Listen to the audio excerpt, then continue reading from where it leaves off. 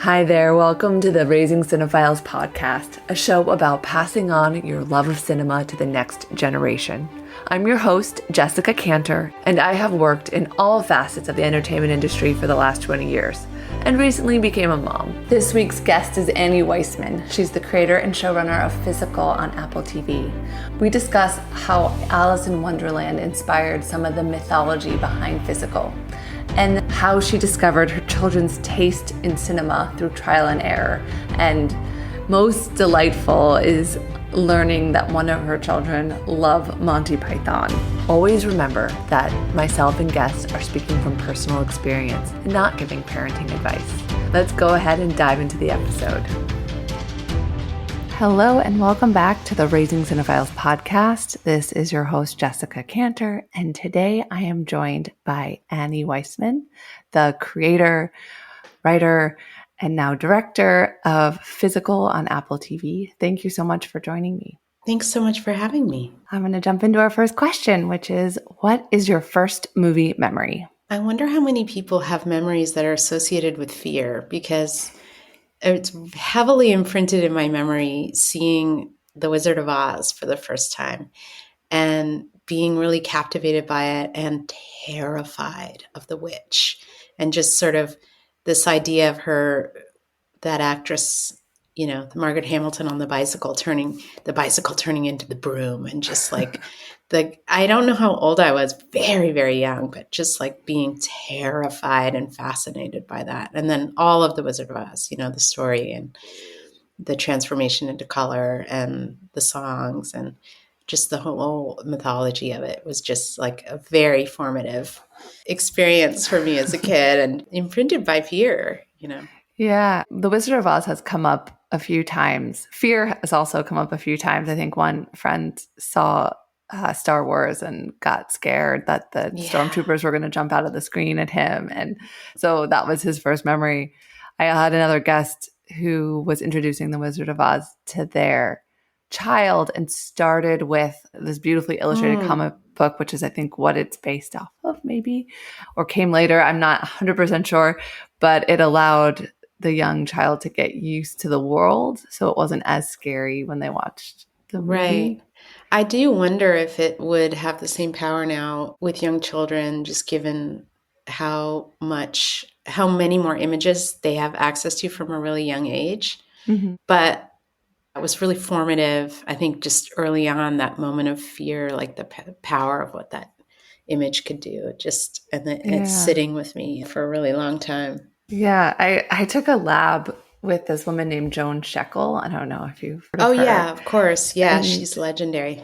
And she does a whole thing around The Wizard of Oz and the story and how perfect that story is as a film. Yeah.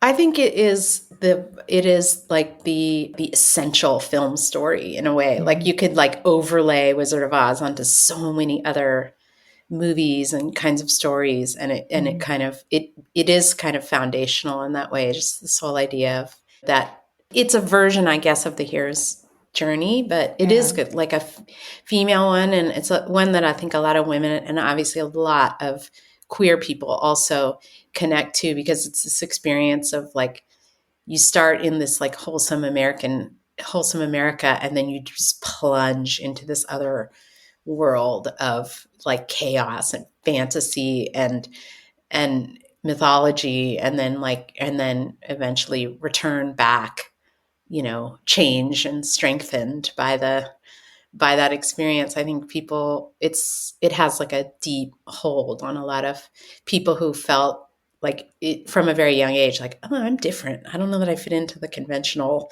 lifestyle. Like, I think I'm going to lead a different kind of life, and I'm not really sure what that looks like yet. And usually people know that, you know that in some way from a young age. And so if you say it like, it's like a talisman for a lot of people that you connect to. It's like, oh, Wizard of Oz. Yes. Yeah. Very important movie to me, you know, because I too felt like, oh, you start out in Kansas and then you go into some, you know, crazy world of make-believe. You know, I had randomly, I've never had this happen to me before, but I fainted recently. Vasovagal response to actually. Yeah. That's happened to me a lot too. It happened from a first kiss. So like, Wow. I was shocking. I mean, I still don't believe it was that, but maybe it was. Incredible. And I woke up, and I must have been out for 3 seconds, like really short. And I was like totally coming out of a dream state. And I was like, Yes. this is like the Wizard of Oz. And you were there and you were You there. were- So it took It me is. Oh, immediately yes. back to that Painting moment. is a lot. I mean, you can see how it's interesting you see that, because I would describe when I have fainted as like there's an experience of like curtains closing, that as you lose oxygen, and that is a very similar, is a very theatrical kind of experience, like you're going into another realm. So the frame kind of like, ooh, it closes, and then you're in another realm, and you come back, and then the total like terrifying, disorienting quality of like, I was out, who was that? Yeah, what happened? What And then happened? you have to sort of realign yourself when Yeah. I remember you're being back. like, Yeah, we try to, I mean, you do that with visual storytelling. It's like the same thing with people. It's just sort of like take them out of their, make it dark, take them out of their frame of reference, and then just like create, and then create a world, like create a imaginary world, bring them to yeah. it. Yeah. Yeah. There are a few transitions like that in physical, actually. That's true. Well, in the pilot, she actually, her first experience of discovering exercise, she faints and then wakes up in another environment. So it's what you're talking about is exactly what happens, because she's never had that kind of like really intense exercise experience before, it's like, and so she wakes up and she doesn't know where she is.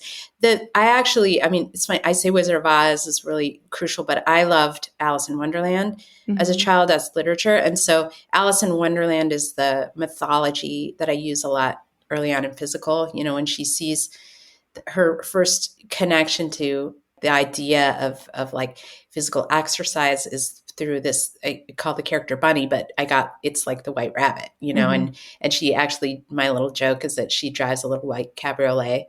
So she's like driving by in the white. So it's about her. It is kind of, I'm using the Alice in Wonderland imagery, which is another story of a girl from a conventional life having an experience of just falling into an upside down world, and then being terrified, but also being changed and moved, and having all of her assumptions challenged, and learning new experiences, new skills, new everything.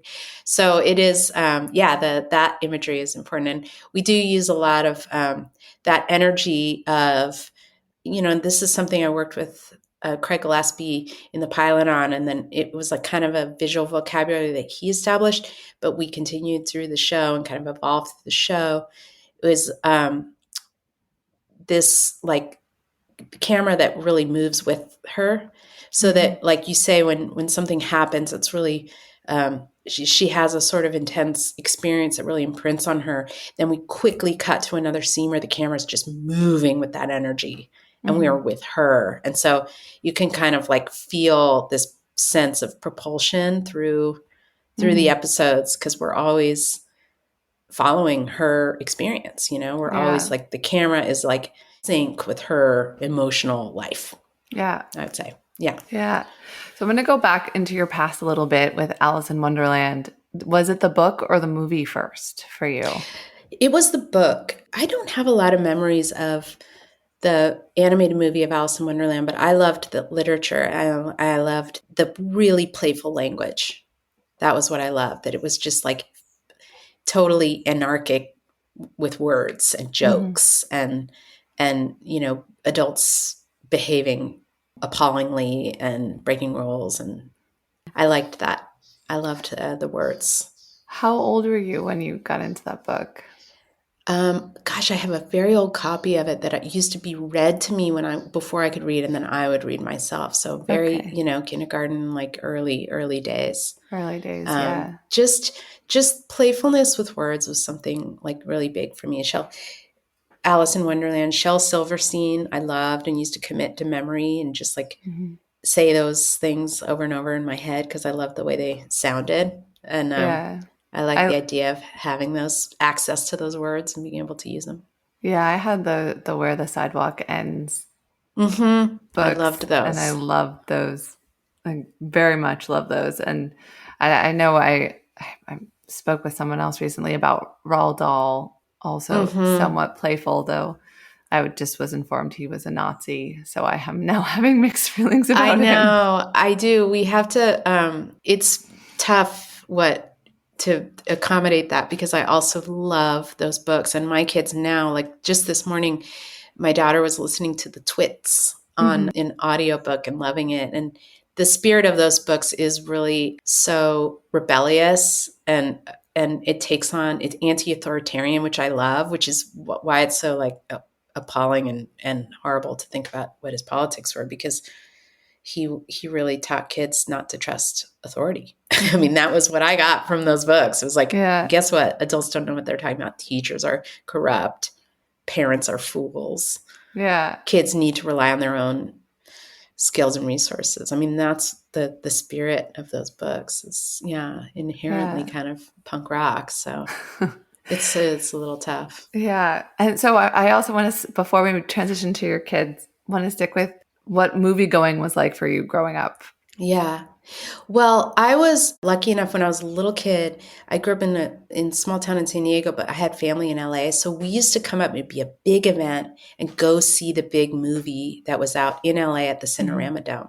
So I have all these memories of going to see Back to the Future, the Star Wars movies, the Raiders of the Lost Ark movies at the Cinerama Dome. So big event, going and being in this like temple of movies, and just like the thrill of it and feeling like you're really small and this movie's really big and thrilling. And that's like a big part of my childhood, was getting to do that.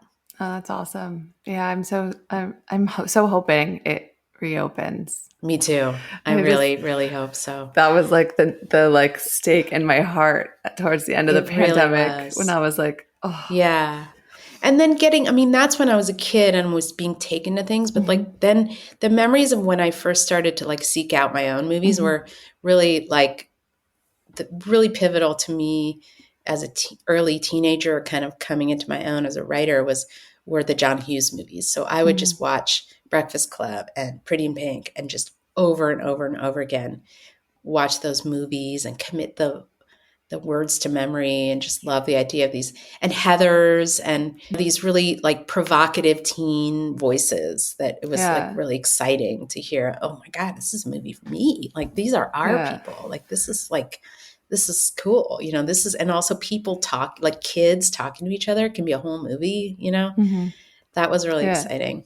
And it's interesting. I ask a lot, and I'm glad you made that transition of how you discovered your taste. Yeah. Discovering the rom-coms. And I think about this a lot for my son, which is he has a good 15 years. Was he going to get to experience those teen movies in the theater the way we did? Yeah. And will he be as romantic about the theater going experiences like as I was? I mean, my kids are 15 and 12, and they don't revere the experience of the theater as much as I did, because they have like a pretty good sized screen in their house that they can watch things on. I mean, compared to what I had as a kid. But they still do. Once in a while, an event movie will get them excited. Most recently, Barbie. But I have now had the experience of both good and bad of things that I loved as a kid, showing them with a lot of excitement and them just flopping. It just did not connect with them. And then I've had the wonderful experience of showing them something I loved and they love it too. And it's been kind of interesting to see what ages well and what doesn't, What have been some of the things both that haven't aged well for your kids? And one thing that was really interesting and disappointing was Grease, which was a big deal movie in my childhood and so formative, and loved it. And they just didn't like Grease. I mean, they thought they couldn't get over and they're right, the bullying, the cruelty of kids to one another that we just took for granted, the bad behavior. I mean, they were appalled by the smoking. They just weren't on board. It was not for them. And that was like, okay, that's interesting. And they have different standards, and good for them for it. We were willing to accept, and the ending, which is really about the girl being willing to change her essential nature to get the guy, was like not okay with them. They were thumbs down on that ending. And I had a really good experience showing them the movie Rushmore, which is a movie I loved as a young adult and I thought was brilliant and hilarious. And they loved Rushmore. I mean, they were just like laughing and thrilled with it and taken by the artistry of it and the beauty of it. And so that was really fun. Yeah. That was Rushmore really fun. is so wonderfully quirky. Wonderfully quirky. And all of the humor of it and all of the like interesting relationship between this adult and kid who are sort of equals. They love that, and they loved. I forgot how funny it was, frankly, because I remember thinking. I mean, they just like were laughing at. There was a lot of really funny physical comedy in it, and that was fun. And same thing with A League of Their Own, a movie I loved and thought was really cool and inspiring. And we watched that and they loved it, and that totally held up and was still like a great sort of girl power story. I was nervous you were going to say they didn't like it. I was like, no. Yeah, they loved it. I know. It was great. Groundhog Day did not hold up, a movie I loved. It's just the female character is like such a nothing. And I don't think that I applied those standards to it at the time. I just thought, oh, this is a very funny movie. And then they're like, why does he like her? And I was like, that's a great question. Yeah. She doesn't really have a personality of any kind, Like so juxtaposed with Barbie and how they played with Ken in that way. Yes. And I love watching my non-industry male friends be like, I can't get into this. I'm like threatened by it. Yeah. Like this is like, there's no character for you there. I know. We only had that for a century. Forever. We just tolerated, well, yeah, I mean, it's fine. She's just Andy McDowell just, puts her hands on her hips and shakes her head and that's her part, and like, we still love the movie. And you're like, well, maybe that's not enough. And meanwhile, Barbie, which has Barbie is, I was blown away by Barbie. Just like, wow. This is a game-changing movie. So inventive, so brilliant, so funny and provocative for sure. Every scene had an idea behind it. And it's just so interesting having conversations and how many people both like loved it, but then also didn't want to have to think so hard. It's true. And just so thrilled. It's challenging. Yeah. It's a challenging movie, but so successful and at the same time so challenging. I just think, I was really inspired by it. And I totally agree that some people are like, oh, I didn't want to work this hard at the Barbie movie. And you're like, well, guess what? Like it has ideas. It has a lot of ideas. It's packed with thoughts. And it's also packed with cinematic references, really smart references to all the great movies past. And it kind of gobbles them and compost them into this other idea in a brilliant way. I also loved the fight scene without guns, which so good. We don't see enough. I know. It was so good because it was. It does. I understand why some men are threatened by it because it does hold a mirror up to some of the more preposterous qualities of male aggression and fragility.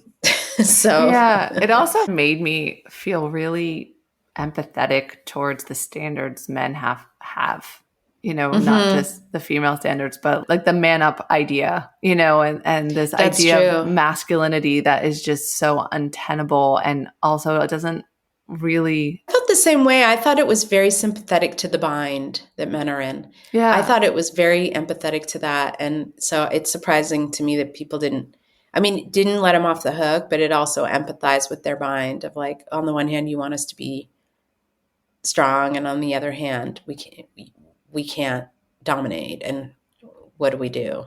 Yeah. It was interesting. I thought, smart, and that performance, he kind of steals the movie, Ryan. Yeah. Gosling steals the movie. He's so good. He was so perfect for it. So good. And you could just see that he just had fun. Totally. He just had so And he was much fun. so game, for all of it, and so wonderful. I mean, I feel like when you ask a man, like, to pivot to my show, like, casting the husband on our show was one of the more challenging jobs that we had, because it was this thing of like, I'm being really honest about this really limited guy, and but you have to love him to spend time with him, and so they have to bring with them a kind of inherent likability, and then still do all of these like pretty appalling things, and so it was a really tough needle to thread. And when we found Rory, it was just like that charm that he has. He just sort of gets away with things, and that's, I think, how it works most of the time. Because I don't feel like I personally don't. I'm not interested in like attacking men or individual men, but it's really about understanding the circumstances that create the behavior. It's like they're a person in this. It's the circumstances that you're talking about, not the individual people. So it's not interesting. To do a personal attack. I watched your episode last night. Yeah. Your the episode you directed, and been thinking a lot about his journey actually through this season, and the question of, does he know his wife? Like, can he know his wife, and will she allow him to know her? And I kept thinking back to the fact that he's the one who got her into therapy. Like he put it together somehow that she had something happening inside her that wasn't healthy. And I just think it's so interesting also how I could see her resenting him for that, because he's making her face her problems in a way that she didn't necessarily. That there was a backlash. She didn't necessarily want to. I had a really interesting conversation with Stephanie this week around this year. She also has Grease in her early movie days, so there's that. Wow. Stephanie's my work wife, and she's the best. She's an amazing, amazing filmmaker. She is. We had collaborator. A wonderful conversation. And I shared that I am a recovering disordered eater, and I had a lot of trouble watching or diving into the series when it first aired, because I don't want to hear that voice. Like, that's something that, isn't interesting to me, having had to face it myself. Yeah. But as I've gone through the seasons and watched Rose's journey, this season specifically really spoke to me and reminded me of the space I got as I recovered. Yeah. Thank you for sharing that. I know that's hard to do, and I felt that way too. It's funny because I had someone recently ask me, well, why did you get rid of her inner voice in this season? And that was such a part of the show. And I thought, well, I wanted to be honest to the recovery process for her, and I wanted to show the journey forward, and I wanted to. But what you just said is how I feel too. Is just like what recovery looks like is just more space in your life for other things, for other thoughts, for other people, for connection, for love, for work, for anything else. And so we wanted to represent that and in a realistic way, and show the cost of it too. But I think in the case of her husband, we as an audience have access to her thoughts. We know what she's thinking. He did not. And so part of what I wanted to honor in this episode was just the reality of, like, it's easiest for us to judge him as being insensitive to her. He did not know, like, how good those of us who have disorders and addictions can sometimes be at hiding what's going on from those, even the closest people to us. Yeah. And it's hard to understand sometimes when people are like, how did you not know? But because we don't share it. And so reminding us as an audience to, like, give him that little bit of grace of knowing, like, he didn't hear what we heard, and she was really good at, and Rose Byrne as an actress is really good at representing that divide, about how walled off you can be, Yeah. I have a few different things that really struck me, which was she doesn't really know herself because she's not giving her the space to know herself. So how could he know her? She, like that line of, you know me just as much as anybody else does. Yeah. Like, to me, really, really resonated because it's as much as she does in a lot of ways, Yeah. And then I really her voice didn't really go away. It just manifested for a lot of the season as her adversary. And she took it outside of herself. And I thought that was also a really honest way of it doesn't just go away. It takes a while to change how you think. So that's right. Pushing it somewhere else. It shape shifts and kind of reemerges in other areas. It's like a lifelong battle, to kind of keep it at bay. Yeah. And just how sad it is when you start having empathy for yourself of how mean you are to yourself. Yeah, you have to grieve all the time you lost being in trouble, in cruel. Yeah, it's true. There's a grief that comes up for sure.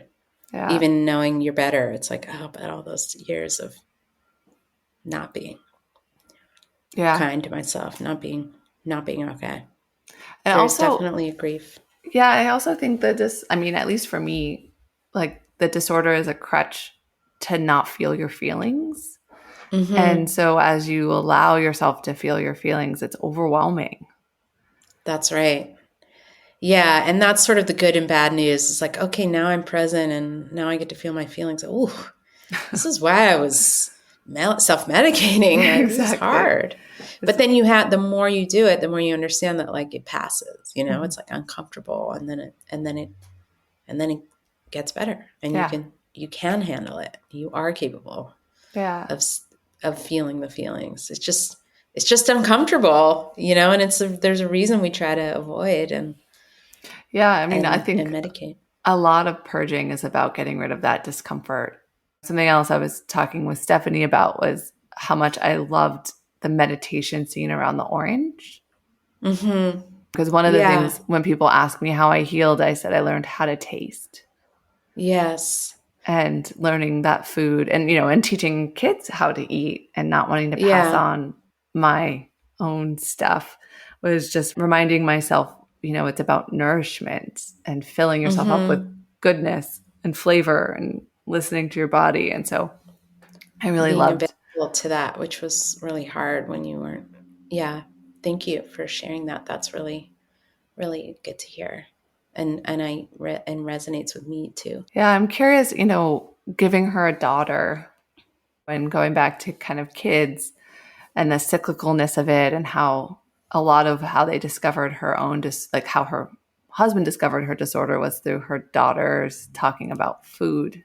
Right. And even in that last episode about who was making her a snack. Yeah. And if you had yummy food in the house and, all of that. Yeah. So I'm curious if you could speak to that a little bit.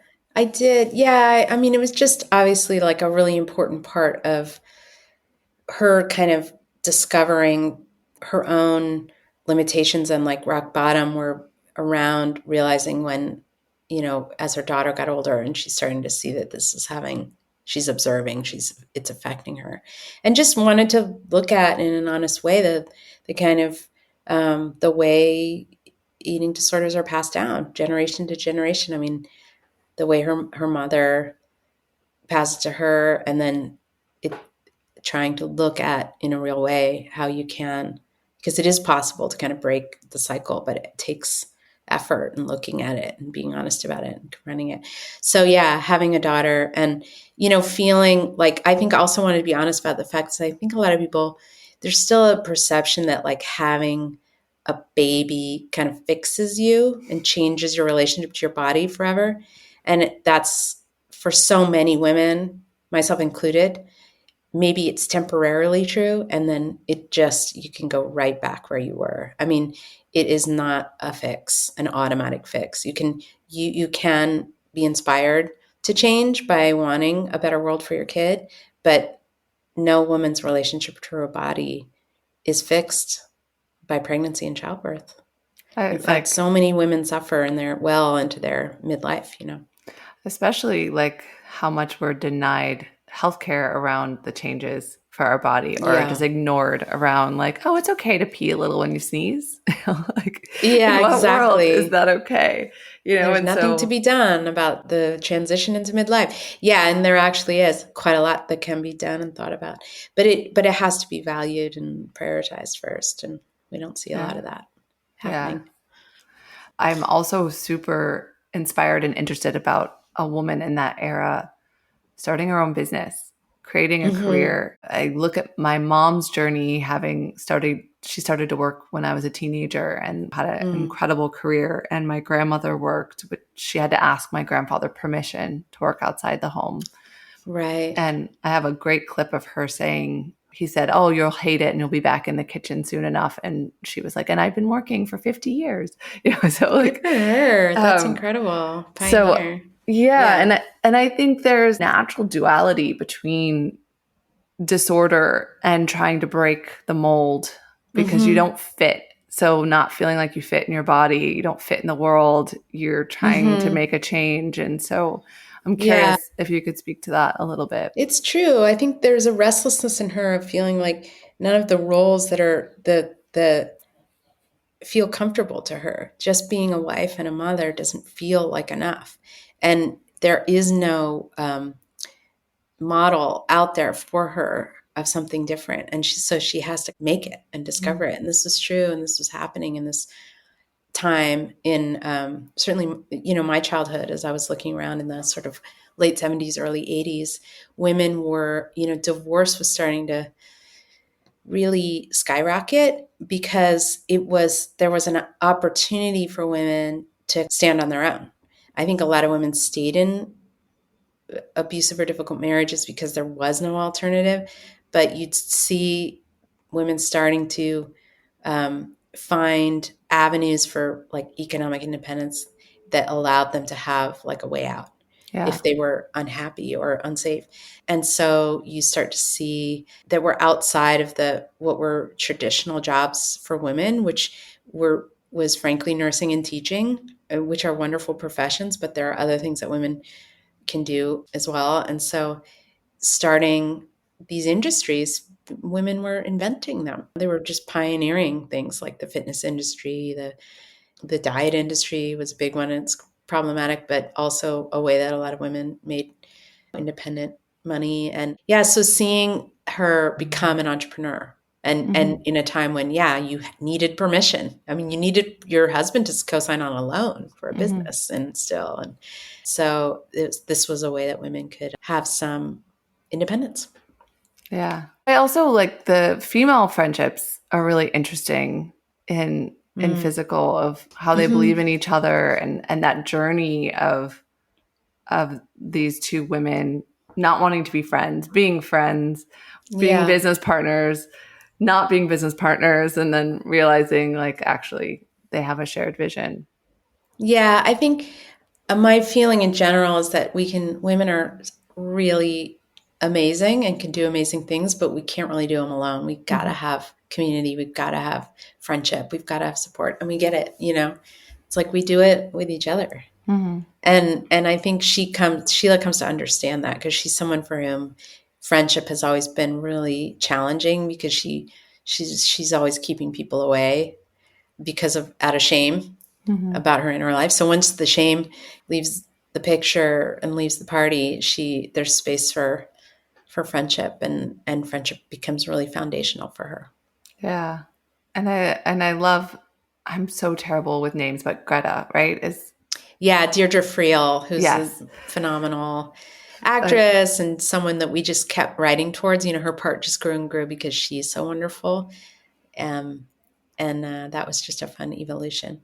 yeah, and well, I also love the sexual revolution that she's having with her Yeah, husband, and how, we don't see that discussed as much in marriage, as it should yeah. be, of like, how do you keep the flames alive and what makes your private life interesting? And specifically really loved when they tried to cross that line with their friends and their, Yeah, they have the kind of attempt to have a kind of partner swapping moment, but it doesn't play out, but their friendship survives it. Mm-hmm. You know, they're able to work through it. Yeah, I really love that. So I'm going to ask you a couple questions about your kids and Sure. then jump into my last question. So I'm curious if you remember the first movies you showed them.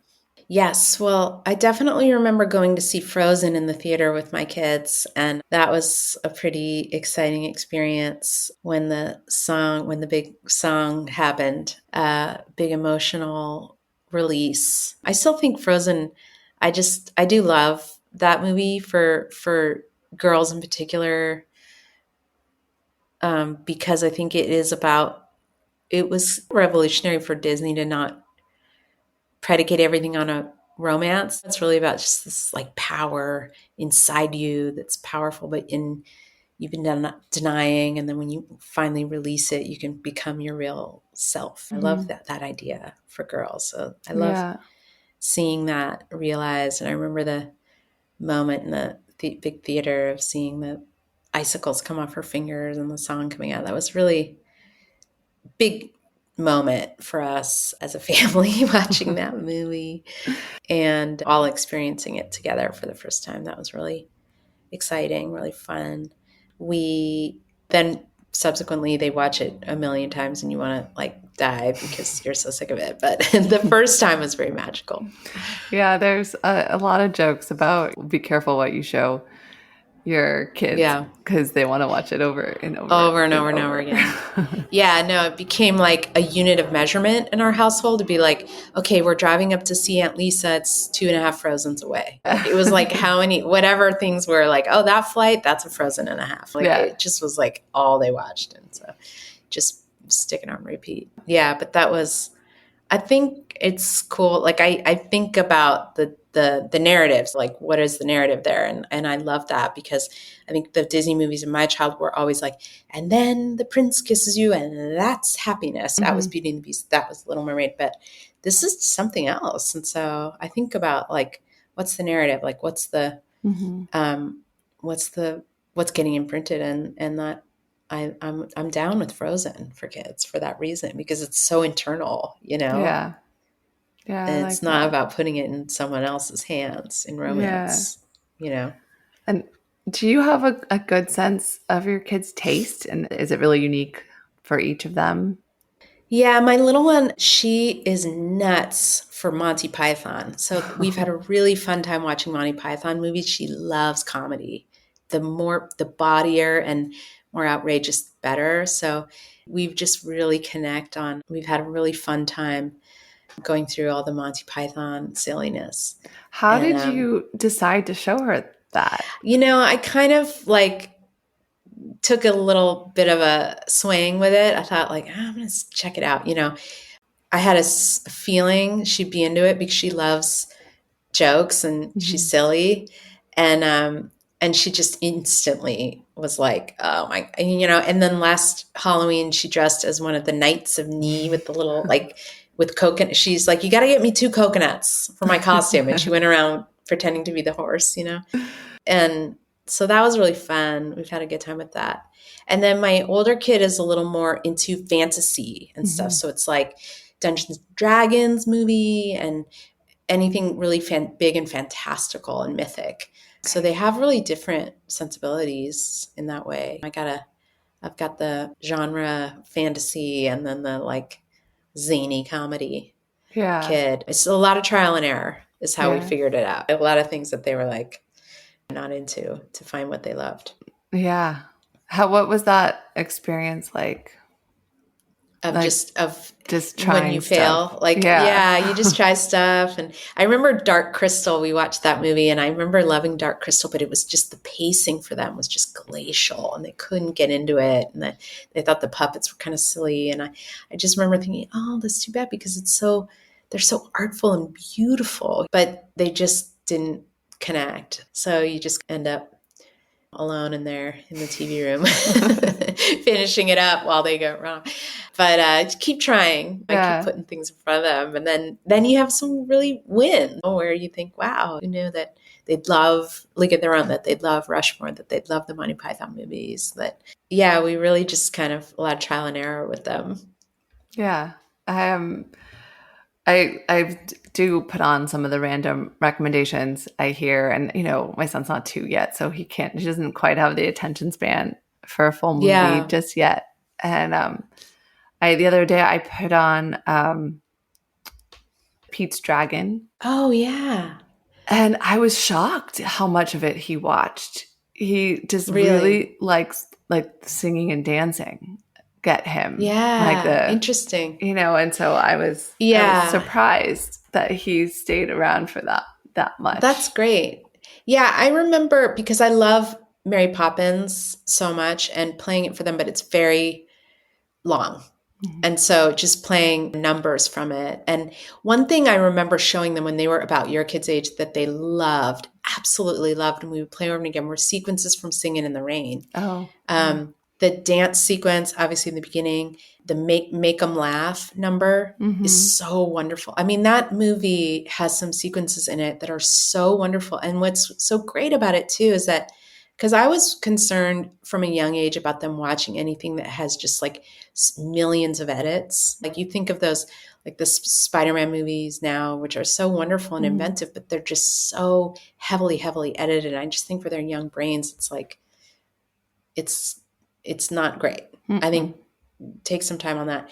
But the older kind of style of storytelling, like big, wider shots that kind of last longer and you can see the performance, like they loved watching the sequence. They still talk about like I used to prop it up in the morning and just watch, that opening sequence of Singing in the Rain or Make 'em Laugh for them. And they would just like, it's so wonderful. It's still totally enchanting from a really young age. I'm a big proponent of slow content for the little ones. Yeah. My son loves trucks, so like I haven't been able to avoid Blippi, which I try. It's like a YouTube personality that like just plays with truck, like big. He'll like drive an excavator or whatever. And so. I remember some of those videos. They always struck me as sort of like weirdly like porn because they use like public domain music on them, and it kind of sounds like an old video VHS porn. So you're like, and then a truck, and I'm like, this is baby porn. But you know what? That's what it is. They like it. They like to look at a truck. It's exciting. I've had like an hour-long sequence of different garbage trucks. Like has been a big hit. So and then he'll like the dance sequence from Pete's Dragon. So I feel like I have some wins. Totally. Yeah. You'll get there. You'll totally get there. So I'm going to go ahead and ask my last question, which is, what film do you recommend I show my son? And he could be older. He doesn't have to be right now. That helps him fall in love with cinema as a medium. Well, I think I want to repeat what I just said about Singing in the Rain. Because it really is such a special movie about the movies and about like magic and performance. And it just, I think it's nice to sort of knit it into your soul early on to kind of fall in love with what movies can do. Yeah. Oh, thank you so much. I really, really enjoyed our conversation. Me too. Thank you so much. Really thoughtful, really wonderful conversation. Great to meet you. If you enjoyed the conversation, please don't forget to like and subscribe. New episodes release every Wednesday. And leave a comment and let me know which movie you think I should show my son. Until next time, take care.